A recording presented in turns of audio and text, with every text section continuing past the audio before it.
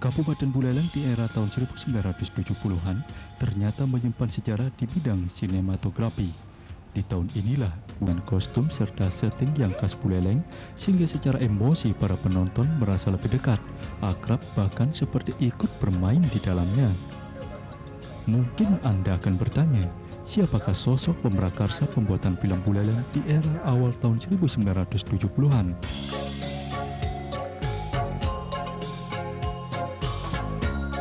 Dialah anak Agung Ngurah Sentanu, pria kelahiran 24 Desember tahun 1937 silam di Puri Kalipukpuk, Singaraja.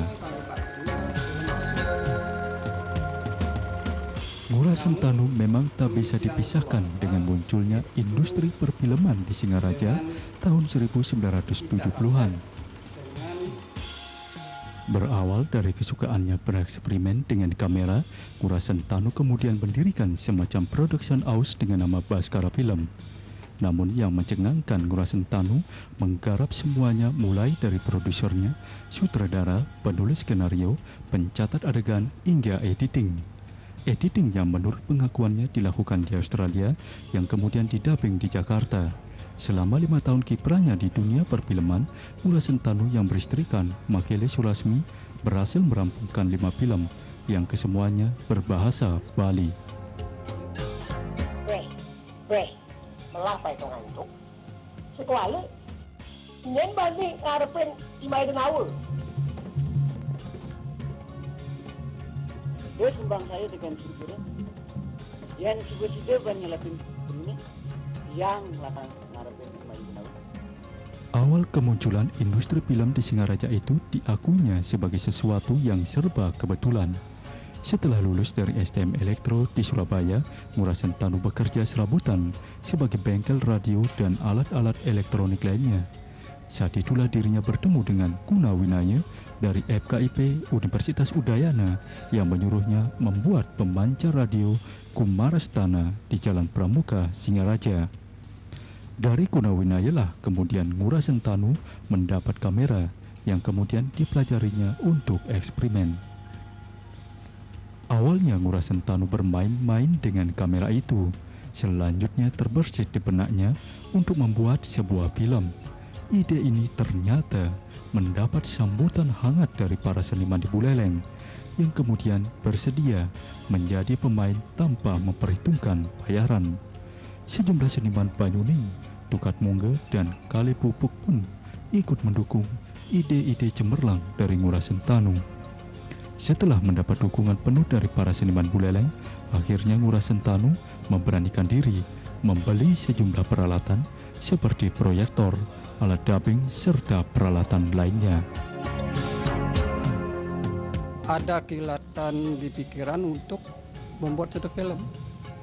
Tetapi karena saya masih merasa kanak-kanak dulunya, itu tentunya hal itu masih mustahil. Nah, kemudian sampai saya bisa membuat satu film sampai 4 judul, ya ini tentu ada yang memicu karena menemukan suara teman-teman yang juga sama mempunyai minat sebagai pemain, dan juga dilihat saya mempunyai suatu sedikit kemampuan untuk membuat film. Kemudian juga kondisi masyarakat pada tahun 70-an itu di mana masyarakat di desa kurang hiburan. Jadi karena itu bergabung semuanya sehingga saya bertekad. Namun eksperimen saya yang pertama yaitu dengan produksi berjudul Karma Pala. Karma Pala itu yang berdurasi 1,5 jam itu saya coba keliling, rupanya luar biasa antusias atau minat masyarakat. Ya, itu sebenarnya permulaan dari mengapa saya sampai lanjut memproduksi beberapa produksi lagi. Dengan modal semangat dan kekompakan, mulailah mereka membuat film Karma Pala. Film perdana yang dibuat Ngurah Sentanu boleh dikata tidaklah sempurna hasilnya. Walaupun dibuat dengan hasil yang tidak sempurna, film ini dicoba diputarkan keliling di seluruh desa di Bali. Sungguh mengejutkan. Film perdana karya Ngurah Sentanu ini laku besar, penontonnya selalu berlimpah. Bahkan film itu bisa diputar 2 kali dalam semalam di 2 desa yang berjauhan. Merasa mendapat sambutan, Ngurasen Tanu yang memiliki putra 5 orang ini kemudian memproduksi film keduanya dengan judul Maya Denawa. Film ini dibuat secara kolosal dengan kisah klasik yang menceritakan perlawanan antar tokoh kebajikan dan kebatilan. Durasi film ini pun dibuat 2 kali lipat dibandingkan film sebelumnya.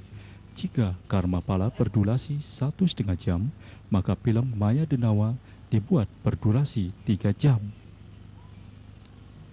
Film ketiga yang dibuat Ngurasen Tanu adalah berjudul Jaya Umbara. Film ini diproduksi tahun 1973 yang dibuat dengan cerita dan setting lebih modern. Namun film jenis ini ternyata kurang laku di pasaran. Penonton tampaknya lebih suka dengan cerita-cerita klasik seperti film Maya Denawa. Pengalaman inilah kemudian menggugah Ngurasen Tanu untuk memproduksi film yang berbau klasik lagi, sekaligus produksi filmnya yang keempat, yaitu dengan judul Titah Dewata.